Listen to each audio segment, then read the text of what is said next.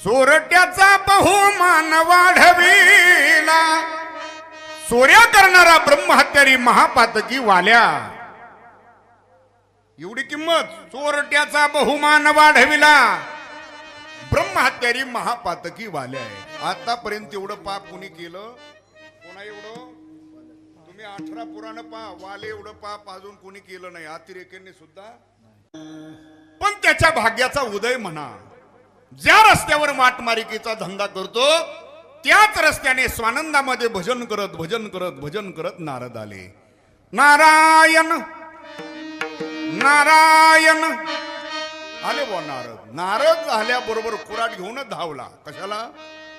मारण्याकरता. पण ते नारद आहेत बुवा, ते काही सामान्य आहेत. नारदाने पाहिल्याबरोबर त्याचा शक्तिपात झाला. नारदाने सांगितलं, वाल्या थांब. काय करतो? वाल्याने सांगितलं, जवळ काय ते द्या लवकर. आता नारदाजवळ काय बुवा, बिचाराजवळ ते काय कलियुगातला बुवा आहे? बोली करून कीर्तन घेणार काय? त्याजवळ बिचाराजवळ विनांची पुळ्या सोडून काय नव्हतं. नारदाने सांगितलं, हे विनांची पुळ्या घे, कर भजन. तो म्हटला, हे नको, रोकड. नारदाने सांगितलं, वेड्या, भजनच हे रोकड धने, भजनच हे रोकड धने, घे विना, कर भजन.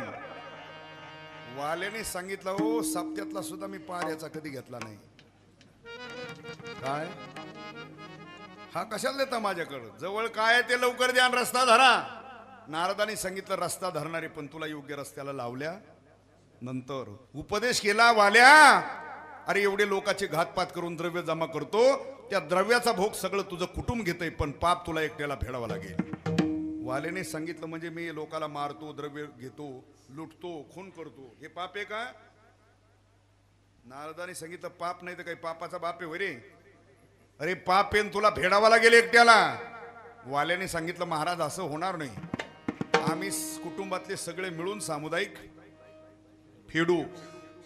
नारदाने सांगितलं, ते काही कर्ज नाही बँकेचं उचललं सामुदायिक फेडायला, हे पाप आहे, ज्याचं त्यालाच. आणि जर तुझा परिवारावर विश्वास असला तर जा विचारून ये. तो म्हटला, महाराज हुशार दिसता, मला लावा घरी विचारायला. आणि तुम्ही सांगितलं, विश्वास नसला तर मला बांधून ठेव. बांधून नाही ठेवलं नारदाला. नारदाच्या वचनावर वाल्याचा विश्वास बसला. हीच वाल्याची परमार्थातली पहिली पायरी. साधूच्या वचनावर विश्वास बसणं हीच परमार्थातली पहिली पायरी त्याची. विश्वास ठेवला. घरी गेला, आई वडिलाला विचारलं, मी केलेलं पाप फेडू लागणार? त्यांनी सांगितलं, आमचा तुझा पापाचा संबंध नाही, आमचा या वयामध्ये योग्य पद्धतीने सांभाळ करणं हे तुझं. मुलांना मुलींना विचारलं, मी केलेलं पाप फेडू लागणार? त्यांनी सांगितलं, पप्पा नव्हते म्हणत त्यावेळेला, पण सांगितलं त्या पापाचा आमचा काही संबंध. मग त्यांनी विचार केला, आई वडील पापात वाटेकरी नाही, मुलं मुली नाही. मग त्याला त्यांनी विचार केला. पत्नीने सांगितलं, तुमच्या पापाचा आमचा काही संबंध. आणि त्यावेळेला त्याला पश्चाताप झाला. अरे अरे अरे अरे, ज्यांच्याकरता रात्रीचा दिवस, दिवसाची रात्र, हाडाची काढ, लाबाड्या झाबाड्या सगळं केलं, पण शेवटच्या क्षणी कुणी कामी आले. राहती निराळी रांडा पोरे सकळ, कळो येईल काळी, प्राण प्रयाणाची वेळी. राहती निराळी रांडा पोरे सकळ. पश्चाताप झाला आणि धावत पळतच आला वाल्या. कोणाकड? नारदाकडे आला. स्वामी, तारा